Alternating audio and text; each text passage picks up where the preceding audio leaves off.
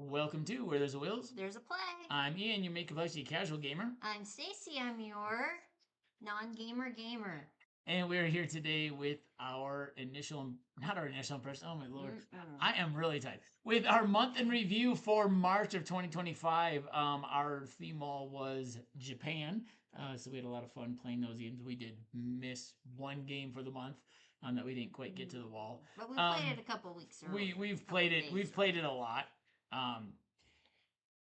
Yeah, so today was the first day of state testing, and anybody who's watching who's a teacher knows that there is nothing more boring as a teacher than state testing time, because all you do is walk around the classroom all the time and you can't talk and you're not actually doing anything but walking around the classroom. So I am extremely tired tonight, and it's so tiring. Not doing anything is so tiring. So, and someone who likes to talk a lot, that's really difficult for them not to talk.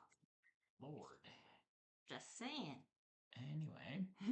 All right, so let's get into our stats for the month. And I had... Oh, these are actually yours.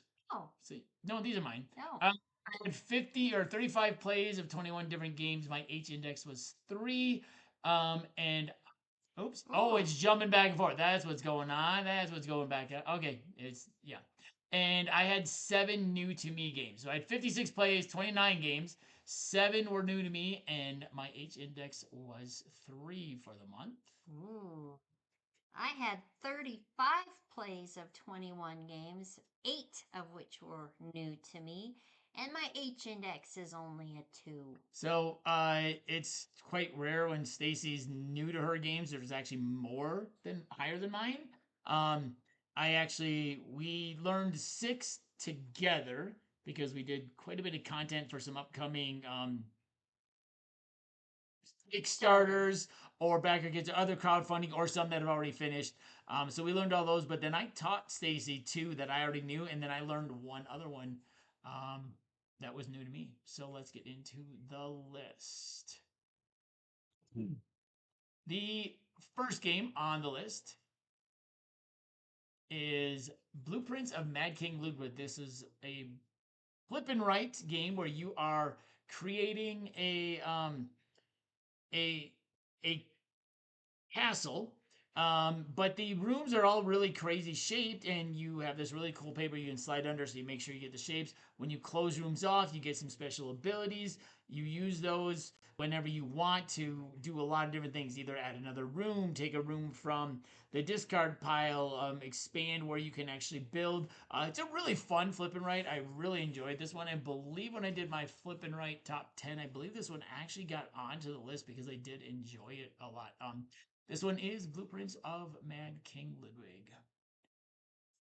Next one is another flip and right. This is Cartographers. And Cartographers is a game I have now. I played this one because I finished up my Cartographer series that I started last summer, where I have now played every Cartographers, Heroes, and all 6 map packs on the channel. I played Heroes. I covered Heroes as well as map packs 4 through 6, which I believe is Frozen Expanse, Kethra's Step, and oh, the one that has got the volcanoes, I think, or no, that has the beacons. Can't remember. Can't remember which one that is. But yeah, so I did those, and then I did a ranking the maps in my least favorite to favorite. So that is Cartographers. I've talked about Cartographers a lot, so I'm not going to worry about talking about that one too much. Really fun rolling, right? You're doing polyomino shapes to make the best map. Next one is Cover Your Kingdom. You want to start this one? Grandpa Beck has Cover Your Kingdom, and this is a follow up to Cover Your Assets, I believe, Yep. where you are bringing sets of cards into your kingdom, and the other player can steal them, or you can build your kingdom by placing cards under cards or having special effects to be able to trade cards with somebody else's kingdom so that you have the most points. It's a fun game. I really like this game. I think this is a really good follow up because Cover Your Assets, it's pretty simple and straightforward. You put a pair of cards down opposite of what you have. You can steal from someone else, and that's it. This one adds some nice little things where you have 2 different spots you're putting your creatures because you have a magical kingdom. In the solo mode, you actually have 3 spots, or not the solo, the 2-player mode, you actually have 3 spots, but you can also add cards directly to stuff that is on the top of your pile, which I think is is a nice little addition to the game. And then you can also, they've got some little creatures that have some abilities which allow you to do some things. So I do like this one. It does take Cover Your Assets and it ramps it up just enough without it going too far away from Cover Your Assets. And the creatures are adorable. Oh, the creatures are hilarious. They have so many puns and stuff, and they combine 2 different things. Like the Cyclops is Sigh Clops, and he's very sad. He's almost emo looking, and then they've got little puns written on all of them. And then what was the one that stole up the Leprechaun Man, and he's trying to sell you all sorts of different things, and he's got little puns which are pretty funny. So yep. We did an initial impressions initial of this. impressions on it a couple days ago, so go back and check that Yeah, out. like a week or so ago. Mm-hmm. Yep. All right, that's Cover Your Assets by Grandpa Beck's Games. The next one is Emerald Skulls. This one delivered last month, and we were trying to get all our Push Your Luck games played before we did our Push Your Luck recommendations. And in Emerald Skulls, you are playing and you are wagering. One person is the tumbler, and they are rolling the dice. The other person, or in a more than 2-player game, the other people are betting on 4 different things, or 4 different cards that have 8 total different outcomes that might happen, and they're betting on them. In 2-player, just betting back and forth. One person's betting. The tumbler can earn points based on what they're rolling. That is the person who's pushing their luck, because you have to fill the skull from the bottom to the top. The teeth are 1 and 2. The nose is a 3. The eyes are 4. The crown. Then there's the skull. So where's the 5? So then there's the 5, but then there's a gem. And so you just have all these different things that you're trying to do, and you're like, okay, I can go a little bit further, but I also don't want them to get the points. and it has a really good it has a really fun solo mode. Actually, I got it to the table solo and did a live stream of this one solo. Actually, for one of my solo Sundays. Yeah, what did you think about this one? I like this game. It was a lot of It's a fun. lot of fun. I like how you get to place your bet, and then you get to the other player rolls, and then you Yeah, get to see if you win with what they rolled or not. yeah, you can bet at any time during the tumbler's turn. Mm-hmm. Like so, at any one time when the tumbler rolls the dice, they only place dice in one section at a time. So they can't place like all their dice. So after a couple of rolls, you can your bet the head to head with a two player I think is very unique because you know what they're betting on. So sometimes it may actually make you push your luck a little bit more Mm-hmm. because you're like, well, I don't want them to get that. Sometimes it may make you push your luck not as much because like they're expecting me to bust. Well, I'm definitely not gonna bust, so I'm not gonna do that. So yeah, this is a really Yeah. fun push your luck game. I think this one would be really good at like 4 or 5 players, like with more people betting in real time. Okay. That is Emerald Skulls by Thunderhooks. Well, if you had more people betting in between each person tumbling, I think it'd be a lot of fun. Next one is Ooh. Food Truck Race, being self-published by Gregory Elford.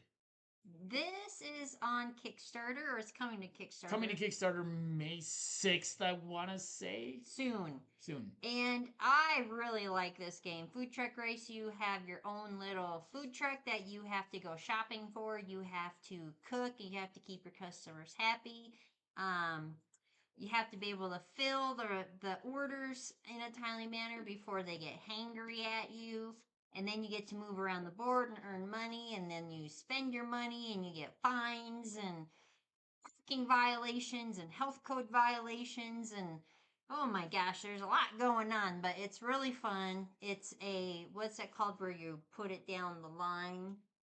You start with your Oh, three cards you've and got like then a conveyor belt yeah, with conveyor your belt. orders and stuff. And you're Yeah. trying to upgrade your food truck. You have ingredients, but then you can in your mise en place, and you can also you can change out the ingredients that you can make. You roll the dice to figure out which ones you're getting every round, and then you put them in your mise en place. Yeah, this one was a lot of fun. We did an initial impressions and a two-player playthrough. There's Mm-hmm. a slight variation with the two-player playthrough.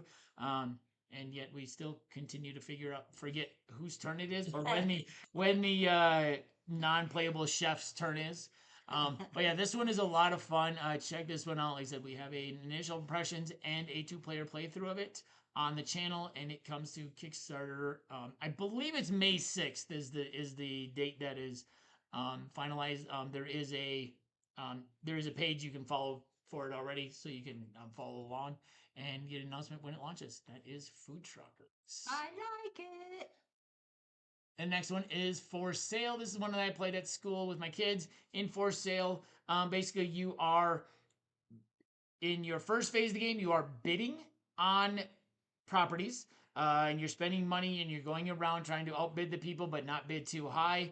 And then in the second phase, you are using your properties to sell them for the highest point. In the first phase, when you drop out of the bidding, you get the lowest card and you get half of your money back rounded down. In the second phase, it is everybody's playing a card at the same time. You all play it face down and everybody plays at the same time. Whoever's the highest card gets the highest value money card, who has got the highest property value. So like if you've got the 20 and someone plays the 15, someone plays the 12, and there's the 12,000 money out there that you're selling it for, you get the 12,000 and then like 8,000, 7,000. So whoever has the highest value property gets the highest value card that you sell for, and you play till you're done, until everybody is depending on how many players you play, until everybody has gone through all their cards, and yeah, and whoever has the most money wins. That is For Sale. I've never played that one. No, it doesn't play at 2 players, unfortunately, and I don't think you could probably make a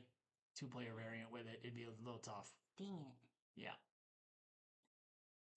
The next one is The Gig. The Gig. You are a musician of some sort, where you can choose different instruments that you're going to be playing. You can choose your voice or singing. You can choose anything from drums to a guitar, different other instruments, and you are rolling dice and trying to get the music notes into your board. And then when you get certain combination of those, you circle them on your board, and then you get to earn bonuses from there. I don't. Is this a press your luck game? I No, don't know. it's just a rolling. It's just a rolling, right? Rolling, right? It's That's not what they're really pushing called. your luck. This is a real time game, but we've taken the real time element out of it Mm-hmm. because we just think it's a more enjoyable game if you're just playing turn based. And then you're kind of going back and forth to see where you're placing things. Because in real time, if someone's just quicker or they're getting better, luckier rolls, they're going to be first. Whereas in turn based, we still kept a lot of the important rules of the real time part in there. Um, Even when this game came out and delivered from Kickstarter, a lot of people were saying the real time aspect was a little much for the game, and they preferred it in uh, turn based. And we kind of did our own turn based. There is one in the game, but we made up our own, and we really enjoyed it more than when we played it when we first got it at real time. So yeah, that's the gig. Say says you're rolling dice, place them on. You're drawing shapes on your instrument. You get some bonuses, and yeah, it's a lot of fun. That is the gig. I like it much better the way that we did it Yes, than yes, the yes, yes, instructions. But definitely. yeah, I like All that one. right. The next one is Goblin Vault. This was a solo game that I played, that I streamed when I did a double stream with Emerald Skulls. In Goblin Vault, this is another game in the Thunderworks world of Ulos in the Kulbik prison, just like Emerald Skulls is, except for this one is card based. You're bidding for different cards, and you're putting them down in your tableau in your grid here at the bottom, and then you are trying to get different scoring things. So like you want certain cards in the top row, certain in the second, certain in the third row. You want your whatever your faction is. You want to try and get those. And then there's some other scoring things. It's a lot of fun. I play this one solo, but this one is Goblin Vaults. Next one is Hana Mikoji. I gotta say it slowly because I always want to say Hana Kamoji. Hana Makoji. And I always want to sing a song, so I'll just keep it to myself. You want to talk about this one or? Yes, so with Hana Mikoji, you are Saw that coming. you are trying to earn the geisha onto your side. So you're laying down five different colors. Seven. There's seven geishas. Seven Trying to different earn the geishas favor. down. And you are basically set collecting in a way to try and earn that color of geisha to move the coin towards your side. And the person who first gets four of the geisha girls is the winner. If you don't do that, then you can go by points. So the first person to 11 points, I think Yeah, it 11 is. favor points. So there's geishas that were 2, 3, 4, and 5. Mhm. So if you had 11 favor points and you didn't have 4 of them, the other opponent didn't have 4, yeah, that person would end up winning. Yes, I like this game. It's It's kind of quick. Depending on how the cards come up and how you play, it can be a really fast game. But it could be done in the first round if you win all four at the first time. yeah. But it could also take some time to play as well. So you can't really say this is a 5 to 60 minute game, I guess. No, it's very fun. You only play 3 rounds max. Mm-hmm. It's a lot of fun because each round what you have is you have 4 little tokens that tell you what you're doing, and so you may be saving a card for later to score. You may be just eliminating two um, cards from scoring at all. So you know, okay, I've gotten rid of these two, so I know that that's not going to score very high, or I only need 2 things on my side in order to get that favor of the geisha. Or you will have in the base you have you put 3 down and your opponent takes 2 and you get 1 back. Mm-hmm. Or you put them down and you do an eye cut. You choose. You do 2 pairs, and your opponent takes one pair and you get the other pair back. We played this live. Oh, We did play this live, and I think we even played with one of the. We have the 7 mini expansions that came with the sequels of this Geisha's Road, and we have. I don't know if we played with those live, but we did play this live. Um, in the month. This was one of our live Yep. plays. And we have the expansions, and they're just mini expansions, and what they are is they're 4 different scoring. So we played with a couple different ones. One of them, most of the stuff was completely face down. So like you were doing stuff, you were doing it like an eye cut. You choose to your opponent face down. They had no idea what they were taking or what they weren't taking. You were eliminating stuff. You would put stuff down, and they eliminated one thing face down. Now you probably didn't remember what they eliminated, and you can't look at that one. And then there was another one where everything was face up. So it's really nice because those little expansions just the gameplay is exactly the same except for the way you are putting the cards out there and what your opponent's taking. So this is a lot of fun. We really enjoy this one. That is Hanamikoji. I like the colors. They're pretty. They're really nice. They're Yes. Nice, yeah, vibrant. yeah. Yeah. Yeah. Anyway, Yeah. that's just me. And that is by Emperor 54 Games. The next game on the list is Herbaceous. This is slowly rising to one of my favorite games. Oh. It really is. I really like this game. Although I can't tell you. I know that you're trying to get your herbs into one of your planters. Four planter areas. Into one of your 4 planter areas, and you decide when you're going to fill that planter. So you have a certain number of spots that you can fill it to, but you can stop before that if you feel that you're not going to be getting the cards, or you think somebody else is trying to get that, and you can try and flip it over and reserve that planter. But once it's flipped over, you have to stop. There's no more filling that one. And the first person to fill their planters, you score up the points. There's different point scales that you can use and different ways to earn points. I like it. It's fun. Yeah, so in the game, you have a deck of cards that are face down. You take the first one up, you either save it into your reserve or you put it into the community garden. So your garden or the community garden. And then what happens is you keep on doing it. So there's this push your luck element as to, okay, well, I can fill this because some of the scoring cards are you need pairs. So you need pairs of herbs, or you need all the same herb, or you need all different. I think it is 2 of each. 2. So pairs, all the same, all different, or there's one that has some special herbs. There's some special ones, and so like you're really trying to see how far can I push this before I score it, because once you score one of your pots, you're done. You can't score it again. So you're like, oh, that looks really good, but I think I can go one more, and inevitably somebody else is going to take it.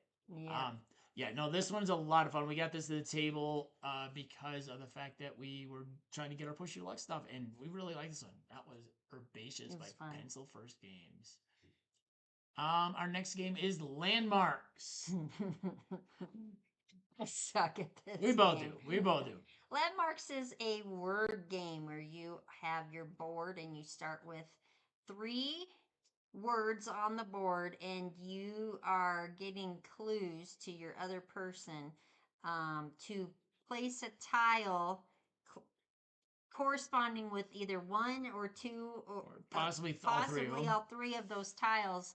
And you have to avoid dangers that are on that board, but you have to try and get them to get to the exit or water, I believe it is. Yeah, you're trying to get to the exit. To get to the exit of the board, and trying to get to explain 2 of the words and maybe not 3, or just 1 of the words and not 2, and which side of that direction you're going to go and not get a hazard. Not. I think we did it once. We've gotten it a couple times. The problem is, and here's the crazy thing: we absolutely love these types of games, but we are absolutely horrible at them because we think totally different. There's gonna be another one that comes up where we think totally differently, and then when the person explains what they were thinking, you go, "Oh yeah, that makes total sense too." And the other person's like, "Yeah, that makes total sense too." So yeah, like Stacey said, you start with 3 words, and then your turn, whoever it is that's trying to direct the other person, basically their turn is they put a word on a tile, and the person has to figure out where you want that tile to be. It's like, well, I think it goes with that, but it also kind of goes with that. Are you trying to go here? Are you trying to go just here? And then, like they said, if you've got 3 or 4 spaces around a single tile, They then have to go, okay, this is the only tile this goes to, but where do they want me to go? Like I said, we are absolutely horrendous at these because we give clues that make total sense. And then when you tell the other person, like, oh yeah, that makes sense. And then you try to give them, okay, this is what I was thinking with this. So, but inevitably, we don't do very good, but we have a lot of fun playing this. So it's a lot of fun. We enjoy it. Hey, we might be able to get my parents to play this one. Oh. That'd be kind of fun. Okay. That'd be kind of fun. Yeah. My parents might be visiting this weekend, and so, yeah, might be able to get them to play this one. Better than euchre. Euchre's fun. Okay, Landmarks. By Floodgate Games, I believe it is. And our next one is Let's Go to Japan. In Let's Go to Japan, you are doing just that. You are planning your trip to Japan. This is by AEG designer Josh Wood, I believe, who designed this game after his trip to Japan had been canceled due to COVID. So he took what he had been kind of planning and he designed a game that is a kind of a programming game, tableau building, where you are taking cards, putting them down. It's a drafting game. Close up, you're drafting, and then you're putting stuff in the other person's thing to draft later, and then you're putting them down in one of the 6 days, and then you have different highlights that you're trying to do each day. So one day you might be trying to go to temples. One day you might be trying to eat food. One day you might be trying to basically have the best experiences that are not expensive. And then what you do is you will end up with 3 cards in each day. When you put your 3rd card in a day, you get some sort of bonus. And then at the end of the game, you go through your travels, and at the end you have what is called the highlight of the day. If you have the requirements necessary before you get to the highlight of the day, you get to score the highlight of the day. So you're trying to kind of plan all this out and be like, okay, what do I need to score this? And then you're going between Tokyo and Kyoto. If you go back and forth, you need trains, otherwise you're going to lose points at the end. So this one is a lot of fun. I live streamed this one solo. We were supposed to do a 2-player playthrough, and Stacey came home from work not feeling good, so I ended up adjusting and doing a solo live stream of this one. So that is on the channel as well. What are your thoughts on Let's Go Japan? Like it. It's isn't my favorite game, but I do like it. I get confused by it because of the whole. I forget which points or which part of the card are actually scoring and which part is your number to be doing other stuff with. And so I have to keep reminding myself, and then you keep reminding me, no, that's your score. That's not your. Yeah, you need this in order for the ends, because you do some things like each one of the cards has some little symbols on top which you move your token with as you're going across, but then the scoring is on the bottom, and it's only the bonus scoring is only on the bottom of the highlighted day, and you have to have your tokens in certain spots usually in order for that. So it's confusing to me because I'm not a fan. Well, won't say I'm not a fan. I'm not used to using dual cards. Multi-purpose cards. They confuse me, but I'm getting better. Yeah, I think these might be considered multi-purpose cards. Oh, they are. They're, well, you can't use them 2 different ways. You're using them one way. You're just using them in anything, but you're there's a lot on them. Yes. There's a lot on them to do. So, but I do like this game. I'm not going to say anything negative about it. I thought this one was on your top games from last year. I think this one was on your top games from 2024. That is Let's Go to Japan. It changes on a daily basis. That's Let's Go to Japan from AEG.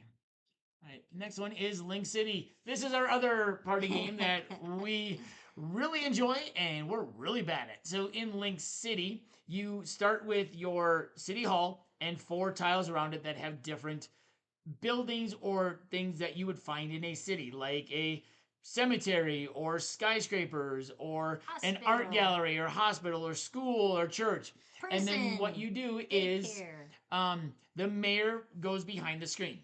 The deputy mayor in a 2-player game, I think it's what it's called, places 3 cones out in places where you are going to expand your city.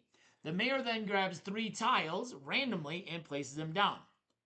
They have to then place those buildings or those locations in one of the 3 spots that the deputy mayor has chosen to expand. So you are looking at you going, okay, this makes sense right there. And this, but that one, I don't know, that makes kind of sense there. So you're trying to figure out where you can get things. If you get all 3, you get to add a 4th location, which helps you. Because when you connect tiles next to each other, when you get it right, you put it in there and you connect them, and it makes a little tree in the middle, and you get points.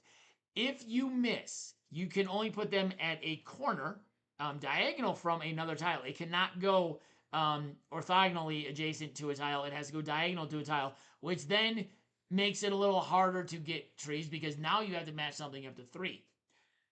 When we play this, what we try and do is after we get going a little while, we be like, oh, well, see, this is kind of like the college area looks like just based on this looks like it's a restaurant a area, restaurant area, or this is entertainment area. So we try to do that, and still, even after the first couple rounds, when we kind of have like areas of town that we've figured out, we still do. Because there's you can put like one building, like if it's a karaoke bar, do you put that in the entertainment area or do you put that in the college venue area? Right. Because then you don't know. Or the prison, right next to the daycare and the park. Because there's literally everything you could find and things you don't even think about. They're double-sided. This comes, they're 2-sided. You pick them up, you just put down one side, and you're like, okay, that's I'm not sure where that's gonna go. Usually, especially if you have 4 and you've got stuff, and you're trying late in the game, you're trying to get more points, so you're trying to put stuff in the spots that connect to 2 or 3 because you want to get those things all connected. You're going, yeah, well, that makes sense with that and that, but it does not make sense with the 3rd thing there. So hopefully, like I said, another word like party game. We love playing this. We are not very good at it, but it is so much fun. Like we have found in the last year some interesting things with our gaming. We really like games like this, even if we're not good at them. Like they're just fun to play. They're just really fun to play.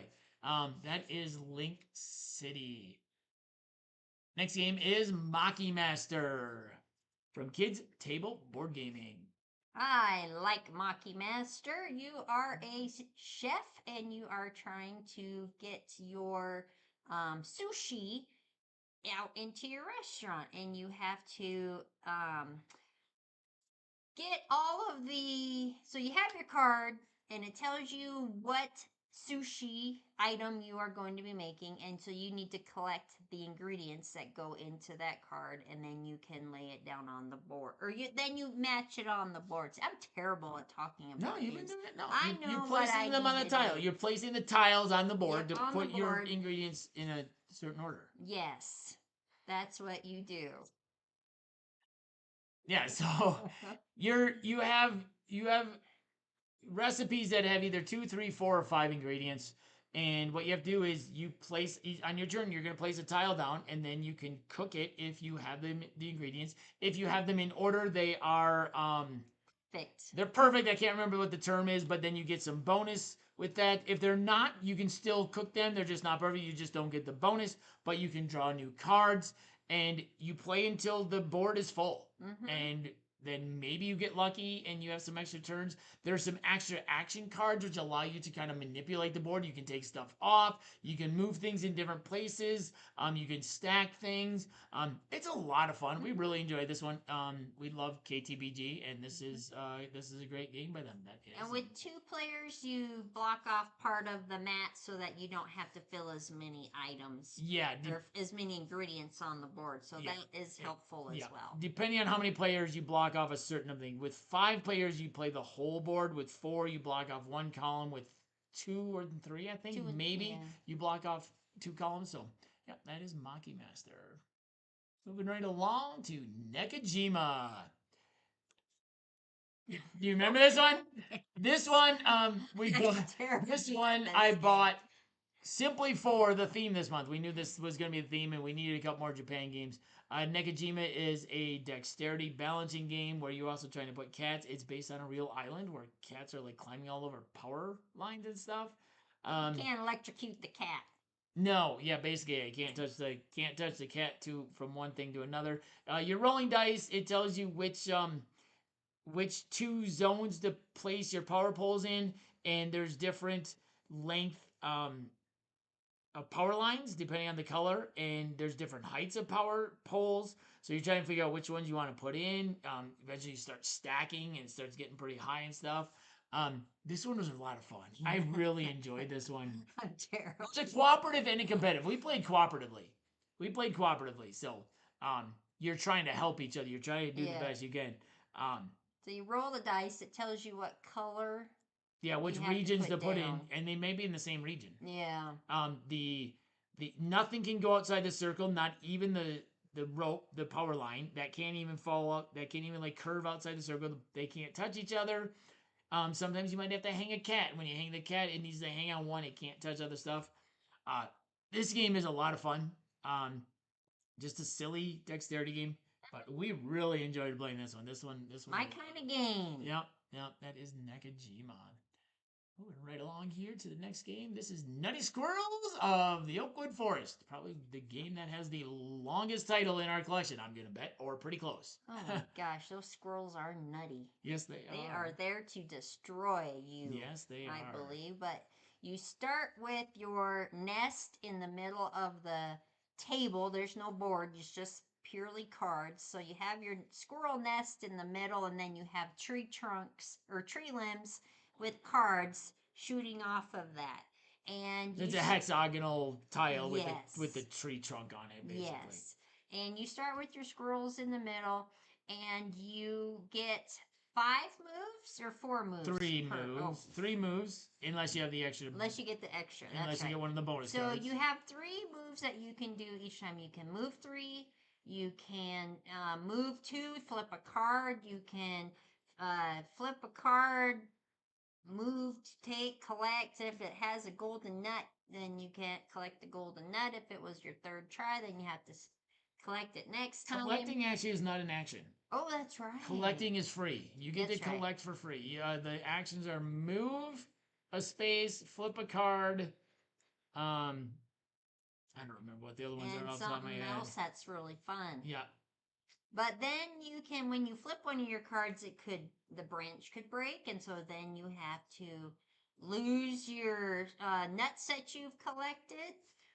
You could get a special power, which would allow you sometimes to steal from the other player. It might allow you to move around.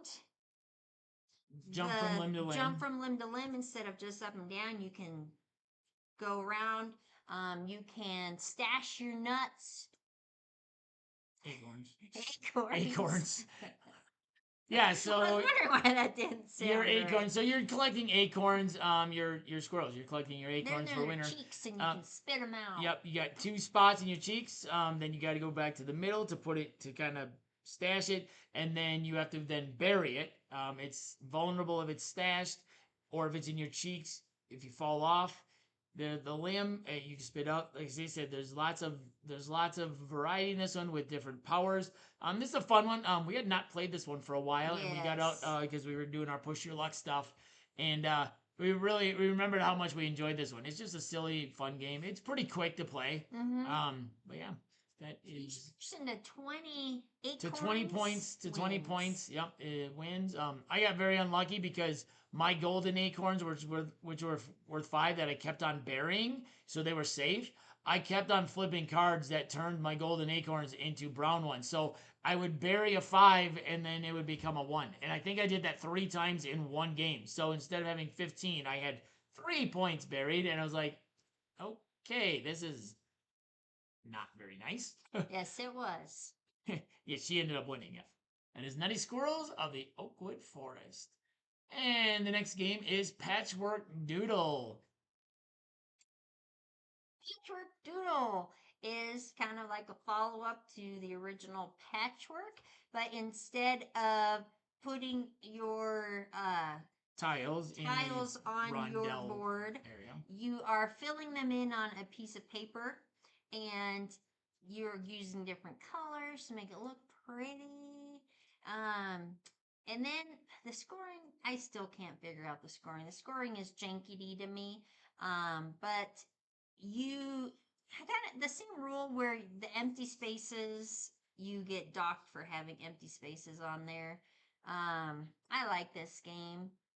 So yeah, so basically instead of having your tiles in a rondel that you're moving around to collect and having to spend money for them, you just have cards in a rondel and you roll a dice to see how far ahead you move, 1 to 3, and then everybody draws the same shape, and you can draw it on whatever you want. At the end of the round, you score based on your largest rectangle. So your largest rectangle, you will multiply. So if you have a rectangle of 5 by 4, that's 20. But then for every row past that rectangle, or your largest square in a rectangle is what scores. And then for every row past that in the rectangle, you get 1 point, I think it is, per row or column. So if you had a 3 by 3 square, 9 points. But then if you had let's say 3 more columns, you would get like 3 more points, so it'd be 12 points. You've got some abilities where you can cut a piece and use part of it. You can draw 1 by 1, I think it is, or you can draw something again, I think. You can take a card from the next to the one you're done or you did, or you can repeat one of the abilities. And then once a card is used, it gets discarded, and you go until there's 2 cards left, and then you score, and then you refill the circle, and those cards are still out there. So yeah, it's a very lighter version of Patchwork. A little less stressful because you are drawing everybody's drawing the same thing. And it's a little more travel friendly if you want to travel, if you like Patchwork. That is Patchwork Noodle. The next game is Pioneer Rails. It's a solo game that I live streamed on my Solo Sunday series. And this is a route building game with multi-use cards. You're using poker cards to make a poker hand to score, but you are also using the color or the suit, and each suit is a different color in this, to draw up to 3 rail lines from that suit, and you're trying to surround some different things, because the more you surround, that you get some bonuses depending on if they're surrounded 1 time, or some of them need to be surrounded on 2 sides, or 3 or 4. And then you can gain some bonuses where you can kind of break some rules and not have to go around the hexes. You can go through mountains, you can cut straight across the hex, you can build a bridge. This is a lot of fun. I really enjoy this one. If you like roll and writes and you like multi-use cards, check out my playthrough of this. This is a lot of fun. I really enjoy this one. This is Pioneer Rails from Dranda Games. Our next one is a roll and write called Quicks from Gamewright. Quicks, you are rolling 4 colored dice and 2 white dice. Whoever rolls will everybody puts the 2 white dice together and can mark off a number on a track, basically. 2 of the tracks count up from 2 to 12. 2 of them count down from 12 to 2. And once you place one, you can't place anything to the left of it. So you can choose to use the white dice, or if you are the person who rolled, you also then can cross off a second number. You can use one of the colored dice and one of the white dice to cross off a number. If you are the person who rolled dice and you didn't cross off anything, you actually take a penalty. The other people can only use the white dice to cross something off, and they can cross off wherever they want. Once you get 5 numbers crossed off in a row, then you can try and lock that row off. So in the 2 rows that end with 12, if you get a 12, you can cross that off and you can lock it off. You want to try and get the most X's in a row as possible, because you get more points for that. And you want to try and make sure you are always, if you're rolling, you are always crossing stuff off. So this one's it's Quicks because it is quick. It is a lot of fun. I like that game. That's fun. All right. Moving on to Rolling Realms. This is another roll and write. Played this one a couple times. Live. Jamie Stegmeyer from Stonemayer Games plays live during the month, and I know I played once live, and I may have played one other time. Oh, I think. See, it was a long month. I think in March was actually when I joined Paul on Dads and Dice, and we did a live stream on their channel of Rolling Realms, and then I played once with Jamie from Stillmeyer Games. I've talked about this one quite a bit as well. You're rolling dice. You have 3 different realms based on different games. You're rolling dice, trying to put numbers in there. You can earn coins, pumpkins, and hearts. Hearts allow you to copy numbers. Pumpkins allow you to manipulate numbers. Coins allow you to make new numbers. And you're just trying to figure out the best way to put the numbers in so you can score the most stars. And this is Rolling Realms. And as of time we're filming this, the new Tokaido realm is on its way. So I will have coverage of that on the channel, hopefully in the next week or so. We'll see. Soros by Tangerine Games. Remember this one? I do remember this one.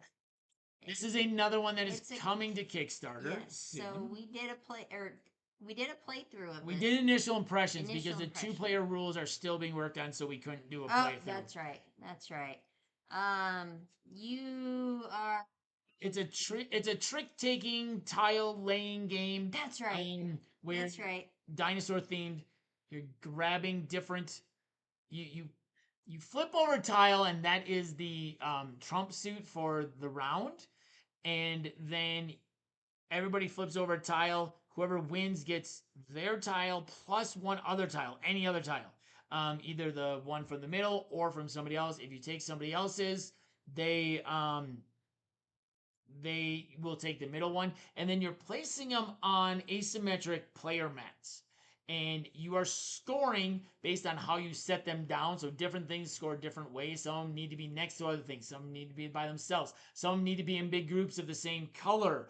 And I think the unique thing about this is because the player mats are unique, every round you rotate that player mat around. Mm-hmm. So everybody is scoring on the same player mats in different rounds.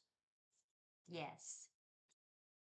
Yeah, it's very colorful. It is very colorful. The player mats are gorgeous on this one. You can check out our initial impressions of this. That is Soros by Tangerine Games. That is coming to crowdfunding later this spring, I believe, as well. I only got a few games left. Next one is Sea Salt and Paper. Another push your luck game. Push your luck game. Sea Salt and Paper. Another set collection game. Mm-hmm. Where you are collecting different sets of ocean-themed cards, and you are trying to kind of not bluff, but you can end the game by either just stopping the game if you think you have the most points, or you can declare last chance. Last chance. And with last chance, the next person gets to go again, and you get to see who has the most points. Now, with this, it has the mermaids. If you have, was it 4 mermaids? If you get all 4 mermaids, you automatically win. Yep. There's no ands, ifs, or buts about it. You automatically win. But there are other cards and other things in there that also gain you points as well. If you have the swimmer and the shark. So if you have the swimmer and the shark, you get, and you play it down for the ability, you get to steal from somebody else. Mm-hmm. There's fish, which allow you to take a card, I believe it is. And then there's crabs, which allow you to take from one of the 2 piles. And then, yeah, so there's some different pairs that you can play the power, and that tells other people some of the points you have, but it also helps you because you're getting more cards into your hand. And then there's some cards where it is a set collection, and the more cards you have, the more points you get. And then there's some that are multipliers. So like one of the things is octopus. So if you have 1 octopus, I think it's like 0 points. But if you have 2, you get 1 point, then like 3, 5, 7, or something like that. Mm-hmm. But then there's also a card that will multiply your octopuses. So like, oh, you have an extra octopus here. And then the mermaid scores. So the scoring is your points in hand, including the ones you haven't played down yet, plus your color bonus. So whichever color you have the most of. Mermaids score based on whatever color you have the most of. So if you have more than 1 mermaid and you have a lot of cards, you might score. Oh, look, I have a lot of dark blues, so there's 4 points for dark blues. But then the second mermaid scores my 3 blacks, and so they're gonna score on stuff as well. Yeah, the push your luck comes in at the end of a round when you decide who's going to, or if you're gonna just finish and everybody scores everything, or if you say last chance, everybody else gets one more turn, and if you have the most points, you score both your cards and your color bonus. If you lose, you only score your color bonus. The opponent, if you win, if you had the most points, they only score their color bonus. But if the person who said last chance loses, everybody else scores both their cards and their color bonus. So Stacey got me this one for Christmas. This one's a lot of fun. It's pretty quick to play. It's fun. I like it. That is Sea Salt and Paper.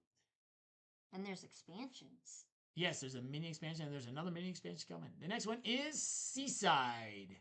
Another set collection game. Another set collection game. Is this a push your luck game? This was push your luck. Yes. Okay. Yep. So where you are collecting sets of different items based on the tokens. The tokens have beach or sea, and if it says sea and you play it, you throw it into the sea, and then if it says beach, you put it on your beach. If you get 2 rocks, you get all of the crabs that are in the sea. If you get with your beach, you the more beach tokens you have, the more seashells you get to collect. Like if there's a lot of seashells out in the sea, you would put a beach down and you would get one of them. But if you put another beach down, you would get 2. If you put another, you get 3. And then you can flip those over. There's a token that allows you to flip those over. But then you have to do what's on the other side. And then there's one other thing. Oh, the bird, the seagull. Was it a seagull? Oh no, it's not a pelican. No, I don't remember what it was. I don't remember. Sandpiper. Sandpiper. And if you have those, when you play that, you get to collect all of the mollusks and you stack them. Now that one's a little tricky because once you do one stack, if you get a stack that is higher, you have to lose the other stack. If you get a stack that's lower, it's pointless because you lose all of it. So you only want sandpiper stacks that are the exact same height. So that part does get a little tricky. This is a fun one. This one, you can literally take this anywhere. These tiles are made to like go to the beach, so you can actually play this on the beach. Comes in a nice little storage bag. Yeah, a very nice bag. Yeah. Very nice bag. So it's easy to just throw in your suitcase and go somewhere if you want to. Yep. That is Seaside. Our next game is Take It Easy. This is one I played at school with my kids. This is a hexagonal tile laying game where one person is flipping over a tile at a time. Everybody has to find the exact same tile. They have these lines on them, and each line is a different value from 1 to 9. And basically what you're trying to do is you are trying to make connected lines going all the way from one side to the next at all of the angles. Some of them are easier because there's only like 2 or 3 that you need. Some of them you are going all the way across, so you have 5 tiles that it goes, and then you score. So like if I have 3 9s and it makes a line that goes from one side to the opposite side, I get 9 points. Or I get 27 points. You multiply it. So if I have 3 tiles and they're 9 and it's the 9-point tiles, it's 27 points. So you want to try and get your high ones on the longest spots, but you also have to be careful because if that other one never comes up, you aren't going to score it. So it's an interesting game. This one's at my board game club for school. Kids wanted to learn it, so I thought I would play it with them. Next game is 10 Penny Parks. This is one I played solo. I've been playtesting the upcoming expansions, which were announced in the catalog, in the 2025 catalog. So got it to the table. I did a live stream of this. In 10 Penny Parks, you are trying to build the best theme park. And the unique thing in this is you cannot place your polyominoes next to each other or orthogonally adjacent. They can only be diagonal because they're theme parks, so you don't want your rides, I guess, too close together. And in the solo mode, you're playing against Becky. You're trying to make sure she's not scoring very many points, and you are. So this one, there's a live stream. Like I said, there's a live playthrough of this. So every round, you are going to be placing out your 3 meeples. You're also trying to get Thrill and I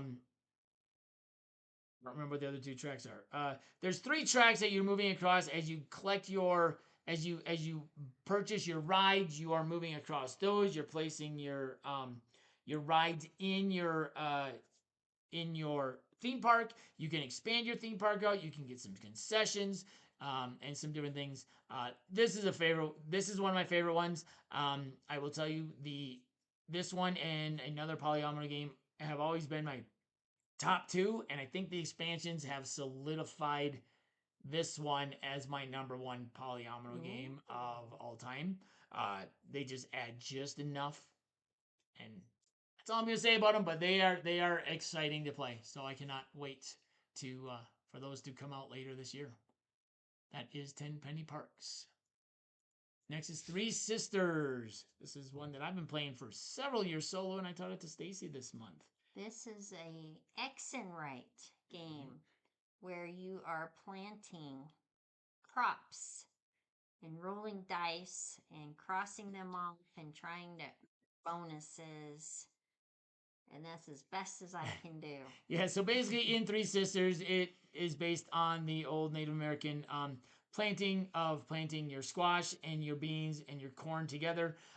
Your squash goes around the outside to kind of protect things, I think.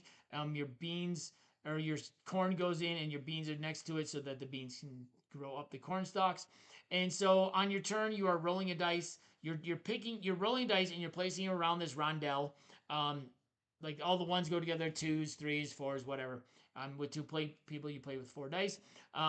You choose one, you get to plant or water in that region, and then there's a bonus based on what where that was. So you might have to do stuff. You might want to do stuff in your tool shed, or you might be doing stuff with your perennials, or in your apiary, or in the fruit garden, or it may be doing more stuff in your garden. So you may be able to, if you're taking something off the plant, you may be able to plant twice. So you're planting four different things in one region on one turn. And then if it rains, then or if you water it, everything grows one. If it rains, everything in your garden grows. So by the time you get to the round, there's end of round bonuses. You want to have a lot of stuff planted by the time you get to the round that has the rain. You can earn some extra free turns as well. There's some good combos in this one. This one is from Motor City Games. So this is and 25th Century. So this is like with Fleet the Dice game, and then they have Motor City Works or something. It's a car one, and then the French Quarter, which I don't know if is available much anymore. But this is Three Sisters. Next game is Ticket to Ride Japan.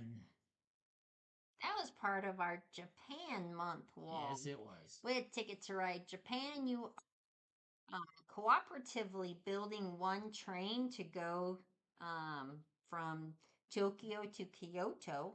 Well, I think it just goes through Japan. It goes through Japan.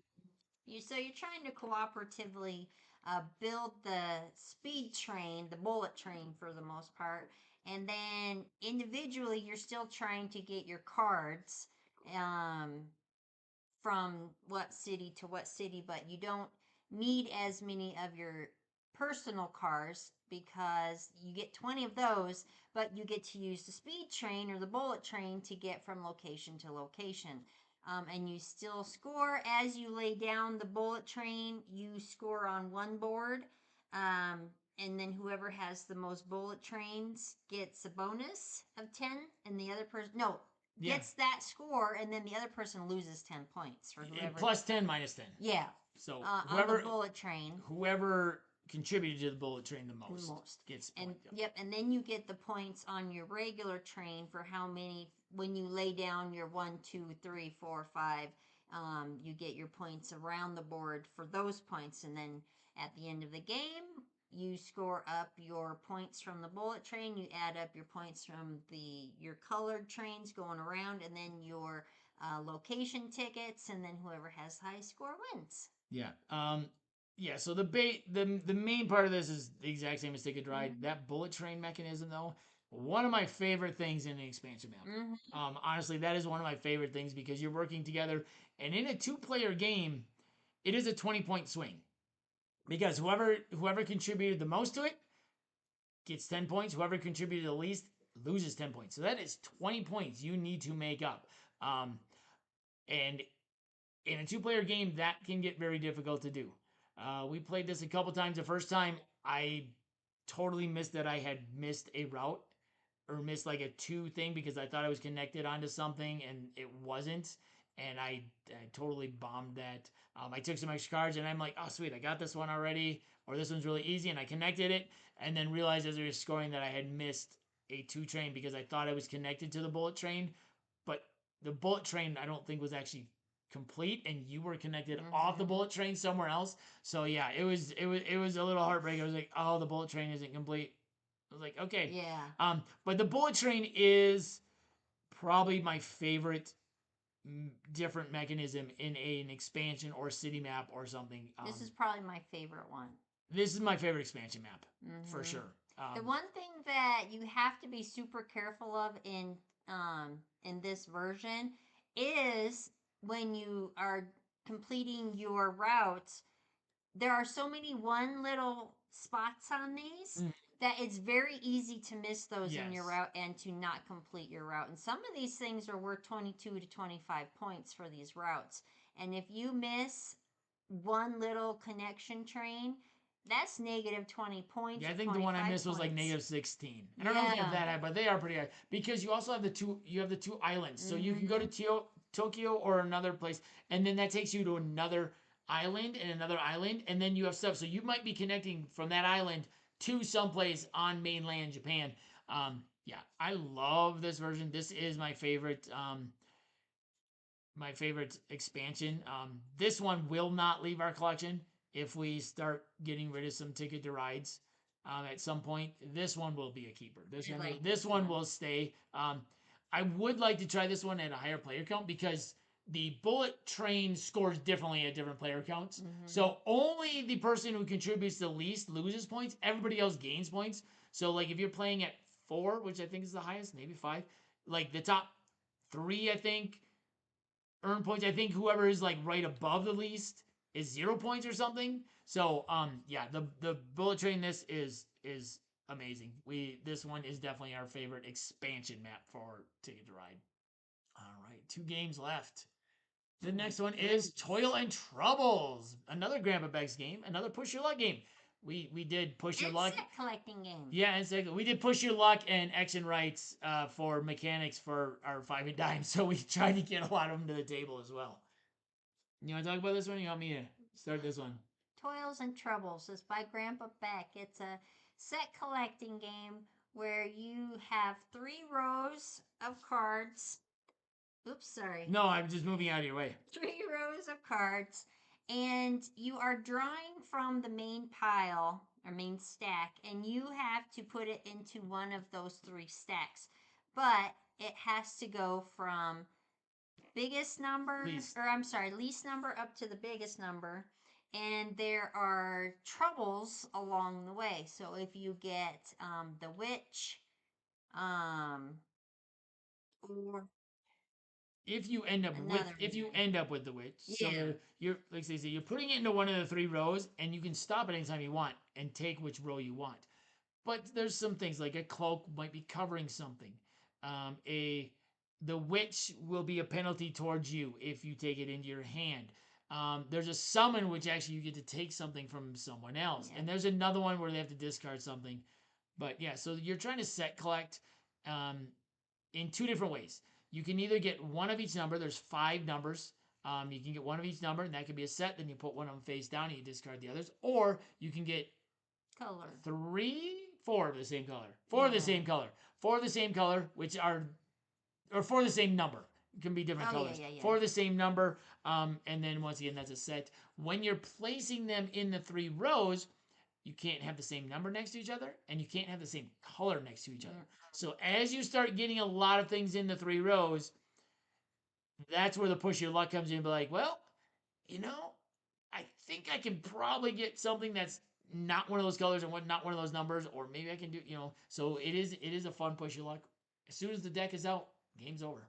Whoever has the most things face down basically wins. You do get points for the ones you have not set collect. So you might have a chance if you're close, if you both had similar, um, with the number of extra points that you have for cards. But there's another one that we learned last year and was really fun. Like we really enjoyed this one. It is a pretty quick set collection, push your luck game, uh, and it's just a the push your luck is we like push your luck when it's pushing your own luck. We've got some that kind of almost sort of push your luck, but it's affecting others. This is just hey, and push your luck is the main element of this game. The push your luck part is the main element. Yes, you're set collecting, but the push your luck is how you're set collecting. So when push your luck is like the main part or the biggest part of this, we really enjoy it. It is Toil and Troubles by Camera-Elgato Games. And our final game for the month is Underleaf. Oh, I forgot about Underleaf. Yeah, so Underleaf is another one. This one just finished up on BackerKit as part of their small box set of games that they were doing as this huge thing. So this one just finished up on BackerKit. Um, in Underleaf, you are exploring the floor underleaf Of the forest. So you draw cards. You are doing some another game of set collecting. Mm-hmm. So you're collecting different sets of cards. There's beetles. There's leaves. Frogs. Frogs are special. Yeah. So there's beetles. There's leaves and birds. And no, under the leaves there's nothing. Oh. I don't remember what the third thing is. There's 3 different things that you're collecting. Mushrooms. Mushrooms. Yeah. How can we forget mushrooms? You're allergic to them. We ate. Yes. Yes. So you're collecting them. You're putting them into your little tableau. If you discard stuff, it goes to the other side of the pile. You can take out of there. You're spending pebbles to actually buy stuff. If you buy something, you have to buy everything of that type. So like if you buy all of the beetles, you have to buy all the beetles. So you have to buy all of them.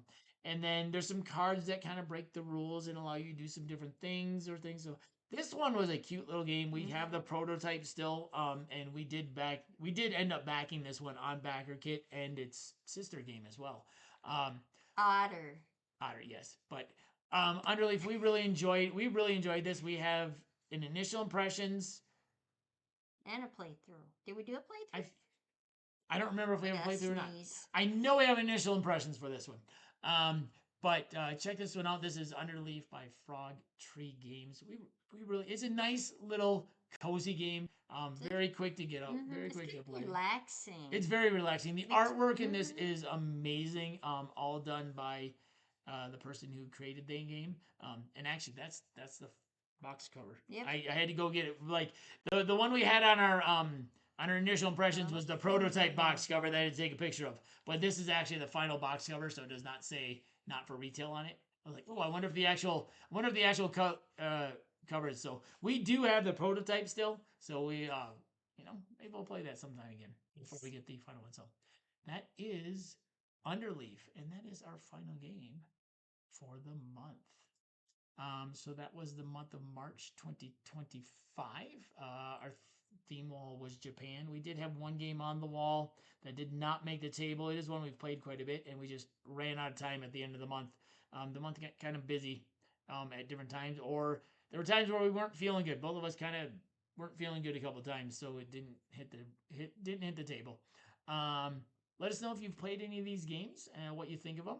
And yeah, once again, this has been Where There's the Wheels. There's a Clay. I'm Ian. I'm Stacey. And we'll see you next time. At the table.